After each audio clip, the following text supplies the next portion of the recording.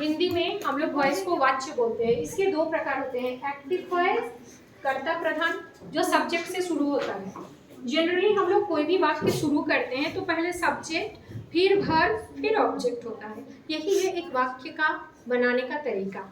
लेकिन जब हम इसी चीज को ऐसे ऐसे उल्टा देंगे टोटली, तभी वो हमारा बन जाएगा पैसिव वॉइस, और हमको चेंज भी वही करने देता है। जैसे कि एक्टिव वॉइस कर्ता प्रधान, पैसिव वॉइस कर्म प्रधान, कर्तावाच्य कर्मवाच्य। यहाँ पे हम बोलते हैं कि इस सेंटेंस में कर्ता में सब्जेक्ट हेड होता है, कर्ता मीन्स ही सब्जेक्ट, और यहाँ पर पैसिव वॉइस में ऑब्जेक्ट हेड होता है, ऑब्जेक्ट मीन्स ही कर्म। ऑब्जेक्ट जिस चीज को लेकर हम काम करते हैं, सब्जेक्ट काम करने वाला इंसान। जैसे कि आई ईट राइस, हम काम कर रहे हैं राइस को लेकर। कौन सा काम कर रहे हैं? वो है मेरा वर्ब, खाने का काम, ईट। और कौन काम कर रहा है? हम। तो यहाँ पे हम पहले हुए आई ईट राइस, मैं चावल खाती हूँ। इसको हमको चेंज करने देगा एग्जाम में। इसी चीज को हम पूरा उल्टा कर देंगे, राइस को पहले लेके आ जाएंगे, राइस आ गया पहले, और एक हेल्पिंग वर्ब लगेगा। प्रेजेंट टेंस है, हमेशा प्रेजेंट टेंस में कौन सा हेल्पिंग वर्ब यूज होता है? एम, इज और आर, और पास्ट में वाज वेयर। तो राइस के साथ इज होगा, क्योंकि राइस अनकाउंटेबल नाउन है जिसको हम लोग गिन नहीं सकते। तो जितना भी अनकाउंटेबल नाउन, राइस, चीनी, तेल, शुगर, नमक, ये सब के साथ हम इज यूज करते हैं। तो राइस के साथ इज लगा, बिना इज के मेरा पैसिव वॉइस नहीं बनेगा। इसीलिए जनरल रूल्स में ये लिखा है उधर में कि जब भी हम चेंज करेंगे, हम हमेशा जो मेरा मेन वर्ब है, मेन वर्ब था खाना, उसका वर्ब 3 लिखेंगे, पर साथ में एक हेल्पिंग वर्ब चाहिए। तो राइस, इज। अब क्या करना है? ये जो इट है ना मेरा, इसका इटेन करना है। प्ले रहेगा, प्लेड करना है। ईट रहेगा, इटेन करना है। ब्रेक रहेगा, ब्रोकन करना है। किसका वर्ब 3 क्या होता है ये जानना पड़ेगा। कुछ कॉमन वर्ड्स है जिसका हम लोग को जानना पड़ेगा। राइट मतलब लिखना, रिटेन लिखना है, हमेशा वर्ब 3। पैसिव वॉइस कोई भी वर्ब हो, या इटिंग हो, ईट्स हो, एट हो, हम लेकिन वर्ब 3 ही लिखेंगे। क्लियर है? ऑब्जेक्ट आ गया उल्टा होके, हेल्पिंग वर्ब लगा। हेल्पिंग वर्ब प्रेजेंट टेंस है, इसलिए राइस के साथ इज लगा। ऑब्जेक्ट को देखते हुए हेल्पिंग वर्ब लगाएंगे, सब्जेक्ट को देख के नहीं लगाएंगे। राइस आ गया, अभी ये हेड है, ऐसी वॉइस में हेड है मेरा ऑब्जेक्ट, जो हेड है उसको देख के काम होगा। तो राइस इज इटेन। अब क्या बचा है मेरा? राइस भी हो गया, इट भी हो गया, इटेन। अब बचा हुआ है ये आई। लेकिन ये आई क्या करेगा? बोलेगा हम हेड थे, हमको पीछे धकेल रहे हो, तो हमको साथ में कुछ देना पड़ेगा, और हमको थोड़ा सा सजा के सुंदर रूप में भेजो। आई का सुंदर रूप बन के आता है मी। तो कौन किस में बदलता है? ये लिखा हुआ है, आई मी में बदलता है, ही हिम में बदलता है, सी हर में बदलता है, देम में बदलता है। याद रखना पड़ेगा। तो आई बोलेगा कि हम कभी भी सब्जेक्ट, कोई भी सब्जेक्ट रहे, सिर्फ आई क्यों, ही रहे, सी रहे, वो बोलेगा कि बाई दो हमको, बिना बाई के हम नहीं जाएंगे। किसी का नाम रहता है तो टेंशन नहीं है, by Ram, by Ramu, by Rahim. लेकिन अगर आई रहा, ही रहा, सी रहा, तब हम करते हैं by me, by him, by her, she के लिए हर, ही के लिए हिम। ठीक है? अब हम जनरल रूल्स में चलेंगे। जनरल रूल्स क्या बताता है? एबी मतलब एक्टिव वॉइस, और पीबी मतलब पैसिव वॉइस। एबी से पीबी करते समय वाक्य के ऑब्जेक्ट को पहले लाते हैं। लाइन है कि नहीं? राइस को पहले लाइन है, पहले लाते हैं। एक हेल्पिंग वर्ब का यूज करके मेन वर्ब का वर्ब 3 ही लिखते हैं।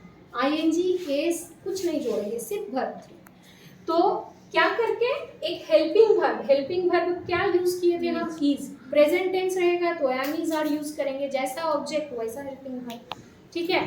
पास्ट टेंस रहेगा तो वाज या वेर यूज करेंगे। अच्छा, और वर्ब 3 ही लिखेंगे।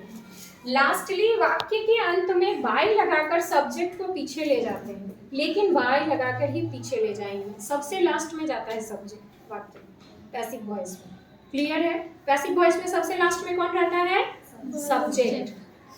कौन सा वर्ब यूज करेगी पैसिव वॉइस में? वर्ब 3। Very good. और जब एक्टिव से पैसिव करेंगे तो वाक्य को उल्टा देते हैं, तो शुरू में कौन आ जाता है? जो हमारा ऑब्जेक्ट था, राइस, वो। Very good. अब आई जो है वो बाई लगा के मी बनता है, ही जो है वो बाई लगा के हिम बनता है। यहाँ अगर ही रहता तो बाई हिम करते। सी बाई लगा के हर, दे बाई लगा के देम, और वी बाई लगा के अस। यही नियम है।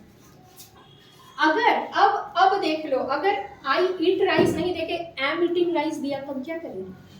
ध्यान से सुनना, अगर ए भी में वाक्य कंटिन्यूअस टेंस में रहे, चाहे प्रेजेंट कॉन्टिन्यूअस हो चाहे या पास्ट कॉन्टिन्यूअस हो, कॉन्टिन्यूअस मीन्स क्या वो भी हम सिखा दिए, am is are was verb लगा के वर्ब में आईएनजी जुड़ा रहता है, वर्ब फोर होगा ना, हाँ वर्ब फोर बोलते हैं उसको, वर्ब में आईएनजी जुड़ा हुआ रहता है बाद में ना।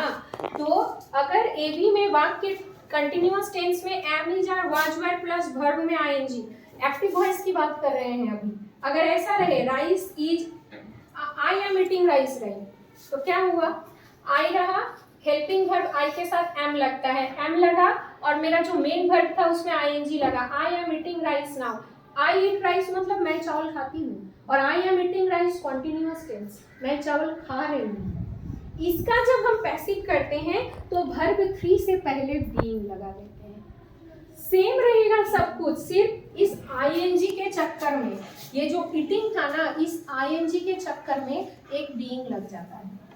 इसको देखो, अब इसका एग्जांपल दिए, आई am eating rice now, rice तो आएगा ही, राइस ही ऑब्जेक्ट है, नाउ ऑब्जेक्ट नहीं होता, जिस चीज को लेके काम करते हैं वो ऑब्जेक्ट होता है, राइस तो पहले आया ही, उलट गया। अब तुम लोग एम नहीं लिख सकती कि मैम आप तो हेल्पिंग वर्ब दिए थे वाक्य में एम, वो तो आई था इसलिए एम था, अभी राइस हेड है, राइस के साथ एम होता है क्या? इज होता है, एम बदल गया इज में, राइस इज। अब ये आईएनजी के लिए हम क्या सिखाए थे, कंटिन्यूअस टेंस रहा तो इस आईएनजी को हटाने के लिए हम बीइंग जोड़ते हैं वर्ब 3 लिखने से पहले, आईएनजी के चक्कर में हमको क्या जोड़ना पड़ा, बीइंग, तो राइस इज बीइंग ईटेन तो होगा ही, वर्ब 3 लिखना है। अब जो है ईट को ईटेन करने में हमको सहूलियत हो गया, हम उसका आईएनजी बीइंग में चेंज कर दिए, और फिर जो मेरा बचा हुआ चीज था उसको लिखे और बाय लगा के लास्ट में कौन जाता है, सब्जेक्ट, मी हो गया।